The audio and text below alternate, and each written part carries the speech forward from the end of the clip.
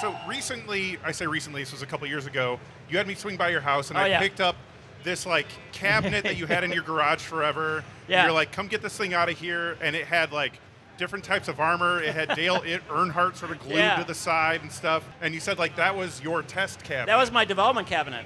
So I literally worked in my garage, and so I would go to my garage and and of course I had, because I had a real job, I would work intensely on the pinball machine for like the weekend. Right? So at like 5 o'clock I'd leave my job and go to the garage, and my little sister lived in that building. It's a 2-flat apartment building I still own, and she would bring me food. That's incredible. So that cabinet that you gave me, you created games for Stern inside of that. Yeah, that's a storied cabinet. That thing belongs in a that museum. cabinet. Yeah. Lord of the Rings was birthed in that cabinet. Sopranos, Batman: The Dark Knight. Holy moly. Yeah. Dude, that's incredible. It was just taking up space in my garage, so I called Jack and I said, "Jack, you need one of these things?" Showed up in my pickup and I took it right away. Oh yeah, some extra blank playfields for me too.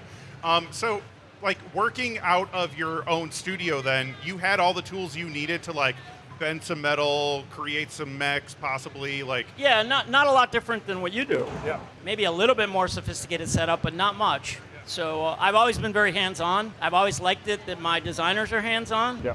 So I think that, you have to work every piece of the medium, right? So yeah, you can spend time in your CAD system. You got to sketch stuff. You got to build stuff. You got to try stuff. That's really the only way you're going to get to amazing. Yep. It's iterate, iterate, iterate. And getting your hands in there, like you could also draw something in CAD, but until you actually put that ball Yeah, to wood, it doesn't mean much. It doesn't mean anything. Really doesn't until you mean know much. What it does. You can draw it in CAD and get a lot of ideas out quickly that you can change your mind about, but eventually you got to build that thing and it's got to work. Absolutely. And something like George helped me tremendously when I first started because I'm pretty sure I went all the way through Jurassic Park Home and I still didn't know how to use a ruler correctly. And we had to pump the brakes a couple of times for me to like sit and learn CAD, sit and learn. And I remember grabbing a ramp from Jaws and I had to like redraw this thing like to the T in AutoCAD just to show that like I understand how to do this stuff, because there's a lot of things that go into. I bought Jack some tools, and he honestly opened the box and didn't know what half the stuff was. I looked at a lot of them were heavy, a lot of them were sharp and intimidating looking. Well, what do I do with this? Calipers? I don't know what the heck these are. But thankfully, like we have some really amazing mechanical engineers at Stern. Yeah, we do. That helped also hold my hand to like walk me through everything that needed to go there. Well, George, now that you are the head of PD, let's talk a little bit about the future of PD. Like what are we looking at here? I think we just talked about some All Access Insider stuff on socials recently. Yeah, so today we launched a new version of All Access. For a very small amount of money, you're going to get home leaderboards and free shipping and a bunch of other things, and we're going to keep adding features to that program because we really want to make the All Access program valuable. As it is, anybody who's had it, who's already in All Access, is getting grandfathered in. Oh, so those guys. Oh, okay, that's great. Yeah, those guys are getting. Those guys. It's a deal for them. You are an early adopter, so we're going to hook you up absolutely. for help. Yep. Yeah, that's awesome. Yep. And then, of course, we just launched Spike 3. And Spike 3 is an ongoing thing. This next Spike 3 game you're going to see a new lower cabinet with some cool new features. So it continues to evolve, and you really just scratch the surface on Spike 3. One of my favorite things that was added to this is the ability to just like HDMI right into the board. Oh, yeah. Video and For audio all out. Anybody who streams games. Yeah, I remember when early days when I was trying to come up with ways of capturing that screen, and like we sort of came up with that box.